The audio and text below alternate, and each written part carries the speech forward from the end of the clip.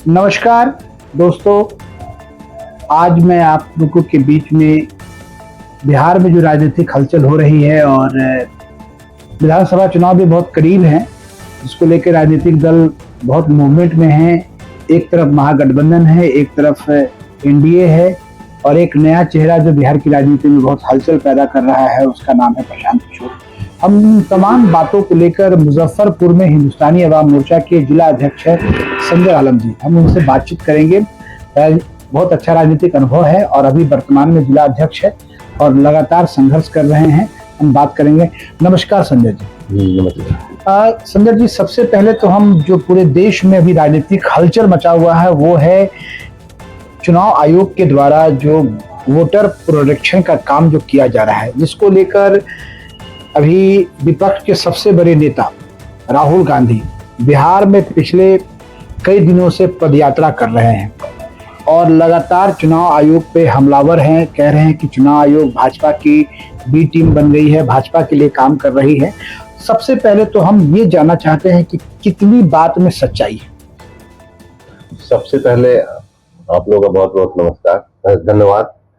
और ये जो राहुल गांधी जी जो कर रहे हैं वो मेरे हिसाब से कोई मतलब नहीं है, क्योंकि जो भी बिहार में जो अभी जो हो रहा है ये क्या है कि 2003 के पहले कभी भी इस तरह का जो है नहीं हुआ था। नहीं, उनका कहना है कि वोटरों का जो जनून वोटर है उनका नाम हटाया जा रहा है। मतलब जो वही बता रहे हैं कि जैसे कि 2003 के पहले जो है, बाद में अभी तक एक बार भी वोटर आईडी का कुछ ऐसा जांच वगैरह कुछ ऐसा हुआ नहीं है।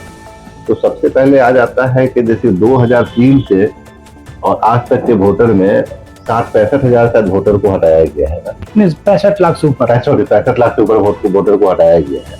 तो ये 65 लाख जो वोटर है, इसमें हमारा मानना है जो हमने अपने घर में ट्राई किया है, कहीं और नहीं।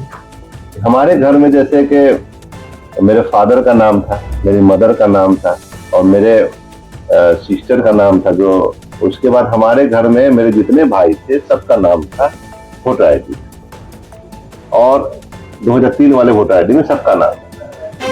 अभी के जो अभी नया वोटर जो बना है उसमें ये सब नाम कट गया है। वजह कटने का वजह क्या है? वजह क्या है कि जैसे कि मेरे फादर और मेरी मदर और मेरी एक सिस्टर थी, वो तीनों दुनिया में नहीं है, वो तीनों नहीं रहे। और हमारे जो भाई लोग हैं और मेरी भाभी भी गांव में रहती थी, वो लोग क्या है कि दूसरे स्टेट में जाकर वो रहने लगे और वहां के वोटर अभी हो चुके हैं। हमारे घर में ही 7-8 जो नाम है कट चुका है।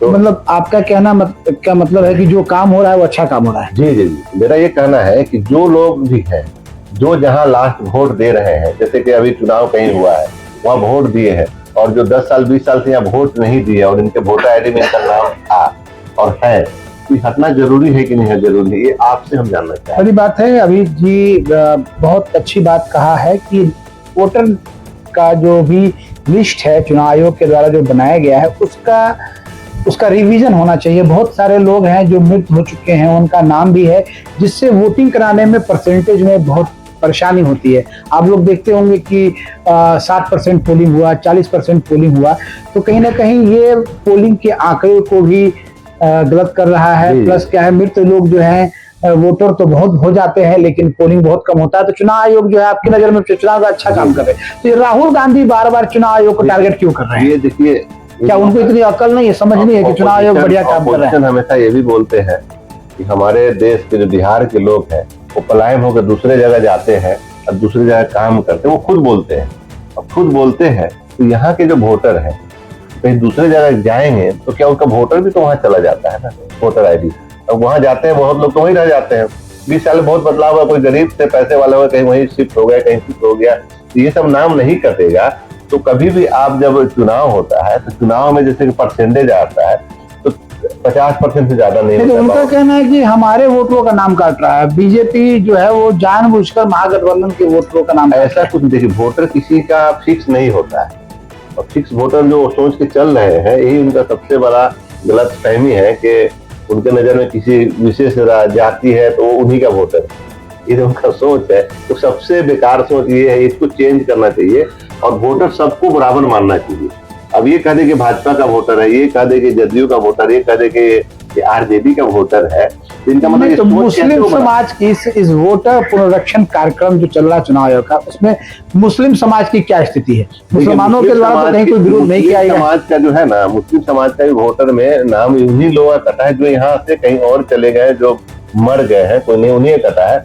कुछ है इतना बड़ा जब काम पूरे बिहार में हो रहा है तो हो सकता है कि 2-4 हजार लोगों का इधर उधर हो गया होगा, तो उनको भी मौका दिया जा रहा है कि भैया उसको हम नहीं। आपके मुजफ्फरपुर में ही एक न्यूज आया है कि एक ही मकान नंबर पे 200 से ऊपर ज्यादा वोटर थे। इसमें भी बता रहे, इसमें क्या हुआ है, इसमें गलती हुआ है जो लोग गए हैं मतलब है मकान देखने के लिए, उसमें क्या है कि उनको मकान वगैरह का सही नंबर वगैरह किसी को पता नहीं चला होगा। बीएलओ बोलते हैं ना, तो वो क्या किए हैं, एक ही नंबर को ज्यादातर लोगों का डाल दिए हैं। वोटर सही है, मकान वोटर सही है, वोटर सही है, वो डाल दिए हैं, तो उस पर जो उसको ठीक करना जरूरी है। तो आपत्ति का काम तो चल रहा है। अभी मान के चलिए कि 30 अगस्त तक तो आपत्ति आप दायर कर सकते हैं। नया वोटर लिस्ट का प्रकाशन जो है वो सितंबर महीने में होगा। तो जो भी मिला जुला कर कहा जा सकता है कि चुनाव आयोग जो काम कर रही है वो अच्छा काम कर रही है। ये बहुत अच्छा है। अभी सर्वे का काम जो हो रहा है वो भी बहुत अच्छा हो रहा है। बिहार में जो नीतीश कुमार जी जो भी सर्वे करवा रहे हैं, जमीन सर्वे, वो फादर परदादा, उसके परदादा उसके नाम पे जो सब जमीन वगैरह था वो ठीक नहीं करेंगे तो वो भी कल एक मुसीबत बनेगा। लोगों को अपने मुसीबत तो है जमाबंदी। अब जैसे क्या है कि अभी 1962 में जो सर्वे हुआ उसके बाद से बिहार में सर्वे नहीं हुआ। उसमें सारे लोग जो मतलब ऑलमोस्ट जितने भी खतियान बने वो सारे खतियान के धारक जो है वो मृत है। अब उनके बच्चों के पास है, बहुत सारे लोग हैं वो खानदान खत्म हो चुका है। अब बहुत लोग उसमें नाबल्द हो गए, अब उनकी प्रॉपर्टी की डिवीजन में नहीं हो पा रहा है। बहुत सारी समस्याएं हैं। वही करते क्या है, वो आपका प्रॉपर्टी है, आपके दादा परदादा का है, कोई और बेच दे रहा है इसको, तो ये समस्या कर ले तो वो ठीक, वो भी ठीक हो रहा है। उसमें हम लोग का बहुत बेनिफिट है।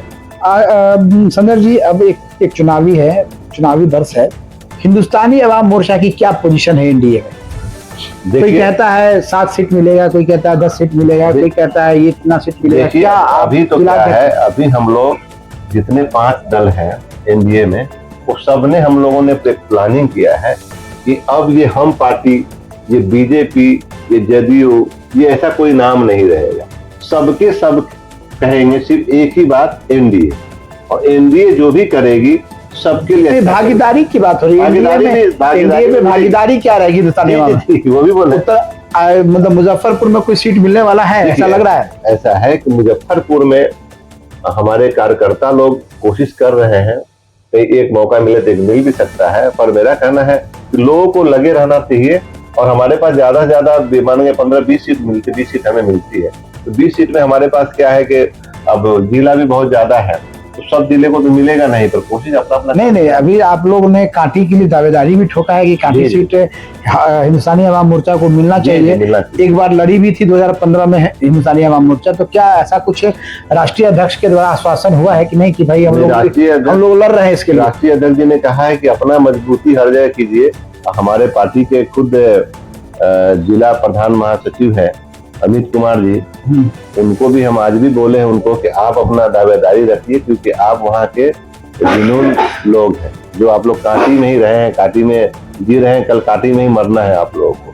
तो आप अपना दावेदारी जो है हमेशा बरकरार रखिए और ये बात आगे तक हम लोग को उठाया जाएगा। अभी तो फिक्स नहीं हुआ है कि हम लोग को ये नहीं मिलेगा और किनको मिल जाएगा। अभी देखा जा रहा है, जिनका होगा उनको मिलेगा। 23 तारीख को कांटी में एनडीए की एक बैठक है, क्या संदेश देना है लोगों को? इस बैठक का क्या उद्देश्य है? देखिए, ये है एनडीए कार्यकर्ता सम्मेलन हो रहा है मरवन के हाई स्कूल में। मरवन चौक पे ही हाई स्कूल है। और हम कहेंगे कि जो भी हमारे कार्यकर्ता लोग हैं वो लोग भी सब यहाँ आए और अपने जो भी कार्यकर्ता बनाए हैं उनको भी लेकर भी आए। और उस सम्मेलन में पूरे बिहार के हर पार्टी के राष्ट्रीय स्तर के नेता आएंगे और सबको सुने वो क्या बिहार के लिए और कांटी के लिए सोचते हैं और कांटी के जनता के लिए सोच रहे हैं। ये बात सबके दिमाग में आनी चाहिए। इसलिए हम लोग सबसे आग्रह करेंगे आप लोग आइए और हम लोग मजबूती करके, आज सिर्फ कांटी की बात नहीं है, 243 सीट पे एनडीए को जिताना है और मजबूती से जिताना है। इस बार कोई भी रिकॉर्ड नहीं रहेगा। तो ये प्रशांत किशोर जी एक नया चेहरा बिहार की राजनीति में आए हैं, जन सुराज नाम है उनका, कुछ लोग उनको धन सुराज भी कहते हैं। क्या राजनीति में उनकी क्या मतलब, एनडीए उनको कैसे देख रही है? देखिए, ये क्या है कि जनसुराज जो है, प्रशांत किशोर जी जो है, वो सबसे पहले उनसे एक आग्रह हम करेंगे, जितने हमारे पार्टी, हम लोग से पार्टी से जुड़े हुए लोग हैं, सबको, एनडीए के लोग हैं, सबको रेस्पेक्ट देकर बात करें। एक दूसरे के सब दल से जुड़े हुए, आप भी दल से जुड़े हुए, हम लोग भी दल से, सबको रेस्पेक्ट दे के बात किया जाए। किसी के साथ बात जो है थोड़ा विदाउट रेस्पेक्ट ना हो। नहीं तो वो तो देखते हैं कि थोड़ा रे तो करके, तो ज्यादा तो प्रशासन के पदाधिकारियों को भी रे, जैसे कोई धरना प्रदर्शन किया था तो डीएसपी को भी रे तो करके बात कर रहे थे। ये जो भी एक पार्टी चला रहे हैं, कल उनका भी जरूरत नहीं, कहीं भी टाइम मौका नहीं मिला, आज नहीं मिलेगा, 10 साल नहीं मिलेगा, 20 साल नहीं मिलेगा, 30, 40 साल, 50 साल बाद तो उनको भी मौका मिलेगा। 40-50 साल बाद? जी, मतलब अभी उनका कोई स्थान नहीं है, कोई नहीं है, मिलेगा तो उससे मतलब मार्केट में न्यूज चैनल के माध्यम से काफी हवा है कि बहुत आंकड़ा उनके पास बहुत अच्छा है। मतलब वो उनके पास जो स्टैटिक नॉलेज, मतलब है कि हर एक सीट का उनके पास गुना भाग है, किसकी जनसंख्या है, क्या है, मतलब वो इसीलिए तो कह रहे हैं कि 40-50 साल बाद उनको मौका मिलेगा, तो कम से कम उस टाइम में उनको कोई रे करके ना बोले, इसलिए वो अपना सबको रेस्पेक्ट दे। हम लोग उनको रेस्पेक्ट देना चाहते हैं, अच्छे विचार सब दिन उनका रहा है। वो तो कह रहे हैं लगातार कि नीतीश कुमार मुख्यमंत्री नहीं बनेंगे इस बार।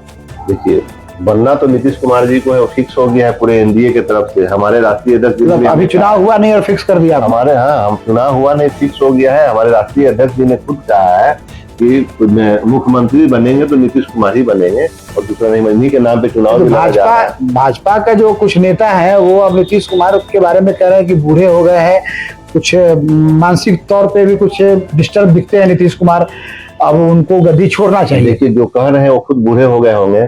जितना नए योजना ला रहे हैं, ऐसे योजना लाने वाला मुख्यमंत्री मिले हैं कौन? अभी देखिए 125 जो यूनिट, जो बिजली वाली बात है, नहीं तो ये तो बिहार के लोगों को घाटा हो गया। तेजस्वी यादव तो 200 यूनिट बोल रहे थे। बोलना और देना, एक देखिए, एक विकास पुरुष और एक है चारा चोर, जो जिस समाज के वोट सबसे ज्यादा उनको मानते लेते हैं, जिस समाज से, उन्हीं समाज का चारा जो होता है, उन्हीं के समाज ज्यादा चारा यूज करते हैं, क्योंकि गाय भैंस को ज्यादा पालते हैं, उन्हीं का वो चारा चोरी कर लिए, और उनको जो है, उनको आप मुख्यमंत्री के बारे में सोच रहे हैं।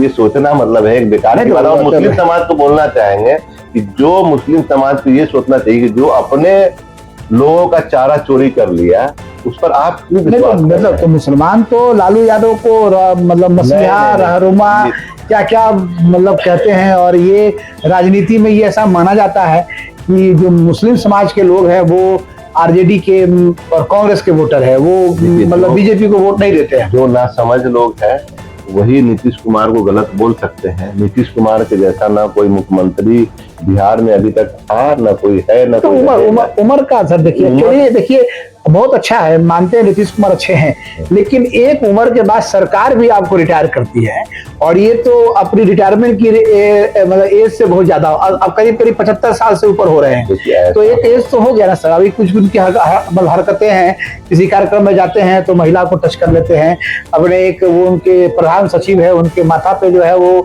फूल का ये गुलदस्ता रख देते हैं, वो सब करते हैं। तो अपने बच्चों की तरफ प्यार करते हैं किसी से। एक महिला का हमने भी देखा, तो उनको अपने बेटी की तरफ प्यार कर रहे हैं, मतलब वो अपने पिता पुत्री का संबंध बनाया जैसा लग रहा था हम लोग। तो मंच पे क्यों करते हैं ऐसे? इसको खराब लग जाता है, मंच पे क्यों करते हैं, मतलब ये बड़ा अजीब लगता है। और दूसरी बात ये है कि उन कुछ भी हरकत करते हो अलग बात है, वो तो हम नहीं कहना चाहेंगे, पर एक हरकत बहुत अच्छा करते हैं कि जो भी लोग बिहार से जुड़े हुए हैं उनके लिए डेली एक नया योजना ला रहे हैं। ये हरकत उनका चलते रहे।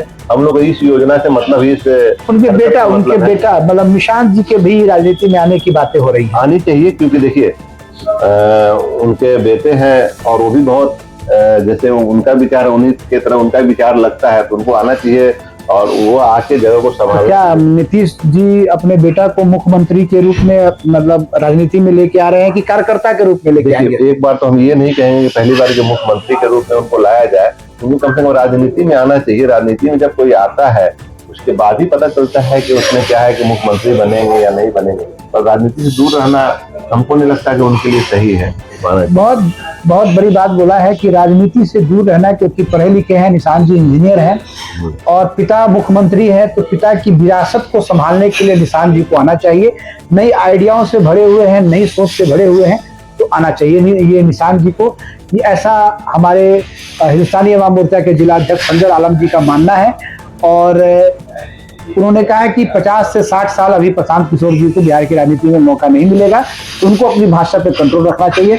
बहुत बहुत धन्यवाद संजय आलम जी का, आपने हमसे बातचीत किया और आगे भी हम आपसे बातचीत करते रहेंगे। बहुत बहुत धन्यवाद।